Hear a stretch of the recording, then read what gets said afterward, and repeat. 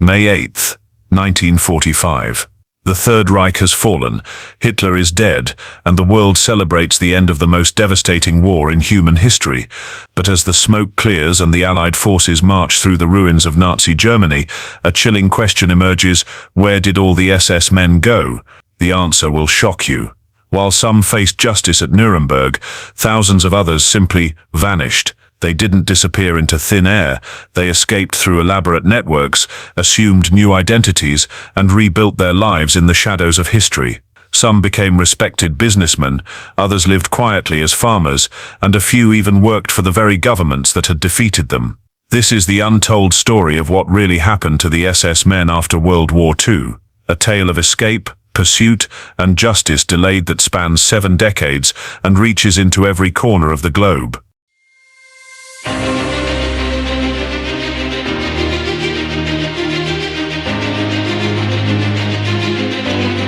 The immediate aftermath.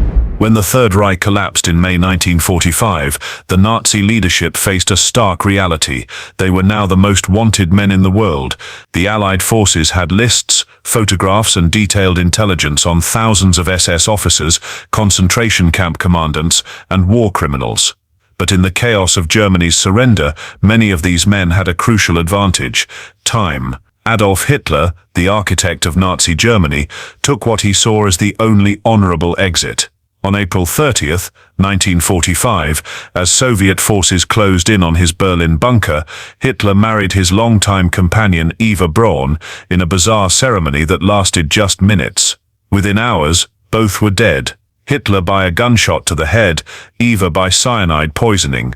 Their bodies were burned in the Chancellery Garden, leaving only charred remains that would fuel conspiracy theories for decades. But Hitler's death was just the beginning of the story. Heinrich Himmler, the mastermind behind the SS and the Holocaust, initially believed he could negotiate with the Allies. The man who had overseen the systematic murder of millions thought he could simply switch sides and save his own skin. He was catastrophically wrong.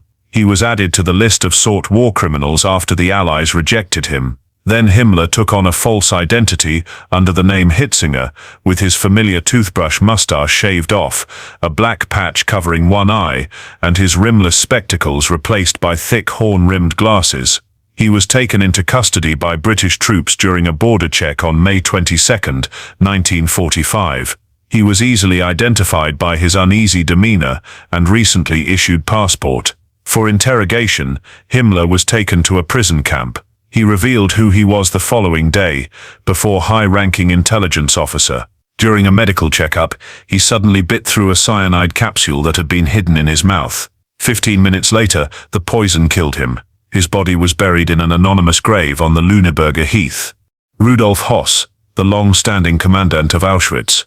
In order to expedite Hitler's directive to systematically eradicate the Jewish population of Nazi-occupied Europe, he tested and put into action methods known as the final solution. More than 1 million people were murdered in gas chambers with the chemical Zyklon B, which Höss introduced at the suggestion of Karl Fritz, one of his subordinates.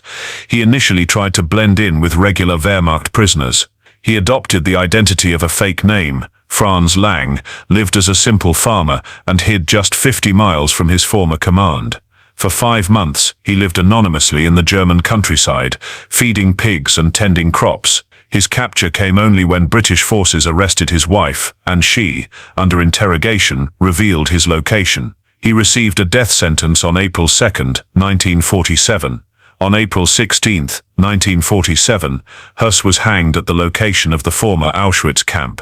The gallows was located 100 meters from the home where he and his family had resided, next to the first Auschwitz crematorium, and at the remains of the camp's Gestapo office. Hermann Göring, the flamboyant head of the Luftwaffe, survived to face trial at Nuremberg. Throughout the proceedings, he maintained his arrogant demeanor, treating the courtroom like his personal stage. Convicted of war crimes and sentenced to death, Göring had the last laugh, or so he thought. On October 15, 1946, just hours before his scheduled execution, he swallowed a cyanide capsule smuggled into his cell. To this day, nobody knows for certain how he obtained the poison, but his final act of defiance robbed the Allies of their most high-profile execution. Joseph Goebbels, Hitler's propaganda minister, chose a different path.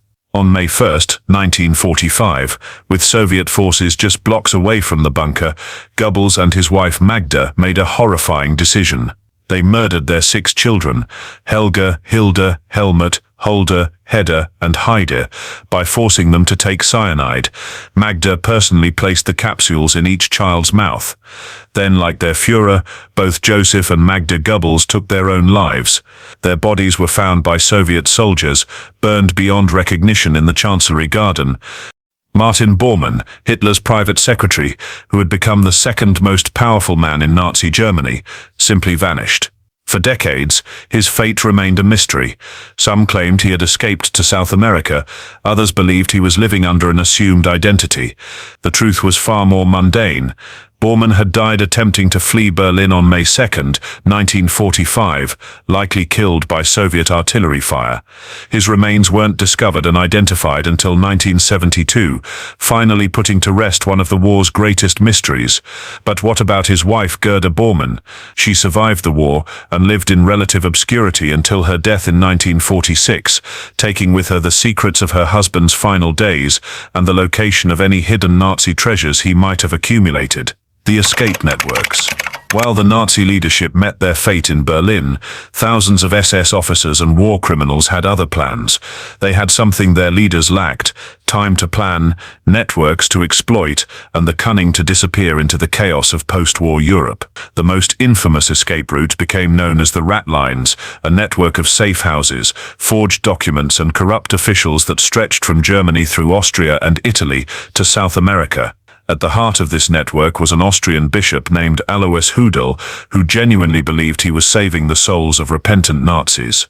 From his position in Rome, Hudel provided false papers, money, and sanctuary to hundreds of fleeing war criminals.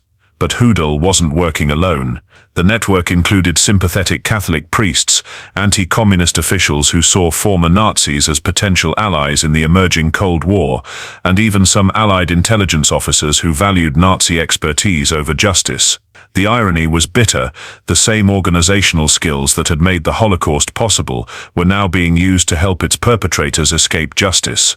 One of the most successful escapees was Joseph Mengele, the infamous Angel of Death of Auschwitz. Mengele had conducted horrific medical experiments on prisoners, particularly twins and children, in the name of Nazi racial science. When the war ended, he should have been one of the first to face trial. Instead, he walked out of an American prison camp in 1945, having successfully concealed his identity. For 4 years, Mengele lived quietly in Germany under his real name, working as a farmhand. The Americans had no idea they had released one of the war's most notorious criminals. In 1949, with Nazi hunters closing in, Mengele activated his escape plan. Using forged papers provided by the Catholic network, he boarded a ship in Genoa bound for Argentina. He would never set foot in Europe again. Argentina became a haven for Nazi war criminals, thanks largely to President Juan Perón and his wife Evita Perón, who had expressed admiration for fascist regimes, actively recruited former Nazis to help modernize Argentina's military and industry. The country's large German immigrant population provided perfect cover for the newcomers, and corrupt officials ensured that few questions were asked about their past. Klaus Barbie, known as the Butcher of Lyon for his brutal interrogation methods and the torture and murder of French resistance fighters, took a different route. Captured by the Allies in 1945, Barbie seemed destined for execution. But the Americans had other plans. The former SS officer possessed detailed knowledge of communist networks in France, information that became invaluable as the Cold War intensified. Instead of facing trial, Barbie was recruited by the US Counterintelligence Corps for years. He worked as an American agent, hunting down communists in Germany while living under the protection of the very forces that should have prosecuted him. When his usefulness expired and French authorities began demanding his extradition, the Americans simply helped him disappear through the rat lines that helped other Nazis. In 1951, using forged papers, Barbie fled to Bolivia, where he lived under the name Klaus Altmann freely for over 30 years. The Americans used him to combat the spread of communism in Latin America, and he maintained close ties with military governments in Bolivia and Peru. It wasn't until 1983 that a new democratic government in Bolivia allowed his arrest. He was extradited to France, where he finally faced trial in 1987, receiving a life sentence. He died in prison 4 years later, having lived free for nearly 4 decades after his crimes. The Silent Network.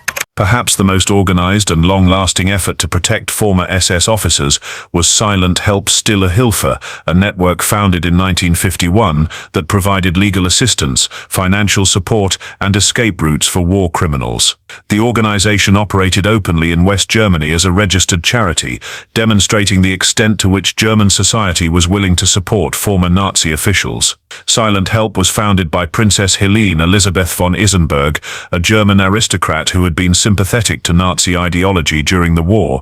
The organization's stated mission was to provide humanitarian assistance to former German soldiers and their families, but in practice, it focused primarily on helping SS officers and other war criminals avoid prosecution. The organization's methods were sophisticated and wide-ranging. They provided legal representation for war criminals facing prosecution, organized letter-writing campaigns to influence public opinion, and lobbied government officials to grant clemency or reduce sentences. They also provided financial assistance to the families of imprisoned war criminals and helped fugitives establish new identities and escape to safe havens. Silent Help's legal assistance was particularly effective. The organization employed skilled lawyers who specialized in defending war criminals, often arguing that their clients had been just following orders or that their actions were legal under German law at the time. These lawyers also exploited legal technicalities and procedural errors to delay or prevent prosecutions. The organization's financial resources were substantial. They received donations from former Nazi officials, German businesses, and sympathetic individuals throughout Europe and South America. These funds were used to support hundreds of war criminals and their families, often for decades after the war ended. The Nazi hunters emerge. While war criminals built new lives in South America, a remarkable group of individuals dedicated their lives to hunting them down. These Nazi hunters, driven by a combination of justice, revenge, and the belief that evil must not go unpunished, would spend decades tracking down fugitives across the globe. Simon Wiesenthal, an Austrian Holocaust survivor, became the most famous Nazi hunter of all. After surviving multiple concentration camps, Wiesenthal dedicated his life to documenting Nazi crimes and tracking down perpetrators. From his office in Vienna, he compiled extensive files on thousands of war criminals, providing crucial intelligence to law enforcement agencies worldwide. Wiesenthal's methods were meticulous and often controversial. He maintained a network of informants, followed paper trails through bureaucratic records, and wasn't above using psychological pressure on suspects and their families. His greatest triumph came in 1960, when his intelligence helped locate Adolf Eichmann in Argentina, though he would later exaggerate his role in the actual capture. Fritz Bauer, a Jewish prosecutor in post-war Germany, took a different approach. Rather than hunting individual criminals, Bauer focused on changing German society's relationship with its Nazi past. He believed that public trials and education were essential to preventing future genocides. His work led to the Frankfurt Auschwitz trials of the 1960s, which exposed the complicity of ordinary Germans in Nazi crimes. Bauer faced enormous resistance from German authorities, many of whom were themselves former Nazis or Nazi sympathizers. Death threats were common, and several attempts were made on his life, but he persisted, believing that Germany's future depended on confronting its past honestly.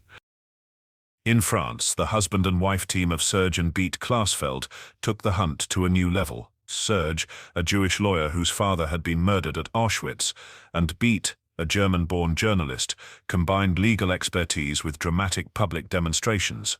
They tracked down war criminals throughout Europe and South America, often confronting them publicly and forcing governments to act. The Klasfelds' most famous target was Klaus Barbie, the former SS officer who had tortured and murdered French resistance fighters. After discovering that Barbie was living openly in Bolivia under his real name, they launched a decades-long campaign to have him extradited to France. They organized protests, lobbied governments, and even traveled to Bolivia to confront Barbie personally. But the most dramatic Nazi hunters were the Israeli Mossad agents, whose operations read like spy novels. Yaakov Meidad, Peter Malkin and Yona Elian were among the agents who risked their lives to bring war criminals to justice. Their methods were unconventional and often illegal, but they were driven by a mission that transcended normal law enforcement. The aftermath: late justice and lasting impunity. By 1970, the Nazi hunting had largely ended. The Cold War took precedence, and many countries were reluctant to pursue elderly men for crimes committed decades earlier. The few remaining fugitives seemed destined to escape justice entirely. The numbers tell the story of justice denied. Of the estimated 800,000 SS men who served during the war, only a few thousand ever faced trial. The Nuremberg trials prosecuted just 177 individuals. Soviet courts tried thousands more, but with questionable due process. The vast majority simply returned to normal life. Franz Stangl worked for Volkswagen in Brazil for 16 years before his arrest in 1967. Even then, he died of a heart attack in 1971 before serving his sentence. Walter Ruff prospered in Chile's food industry until his death from natural causes in 1984. Joseph Mengele drowned while swimming in Brazil in 1979, never having faced justice. The pursuit continues today, but it's now a race against time. In 2018, Johann Rebogen was tried at age 94 for serving as a guard at Stutthof concentration camp. In 2019, Bruno Day received a sentence at age 93 for complicity in murder at an extermination camp. These cases are handled by Germany's Central Office for Investigation of National Socialist Crimes in Ludwigsburg, which has operated since 1958. Each year they identify around 30 suspects still alive, though most die before trial. The story of the SS after World War II reveals uncomfortable truths about justice, politics, and human nature. It shows how quickly societies can move on from even the worst crimes when it becomes inconvenient to remember. It demonstrates how Cold War politics allowed mass murderers to become intelligence assets. Most importantly, it reveals that justice delayed is often justice denied. The networks that helped SS men escape, from South American governments to Catholic monasteries to American intelligence agencies, understood something that the pursuit of justice often ignores, which is time is always on the side of the perpetrator.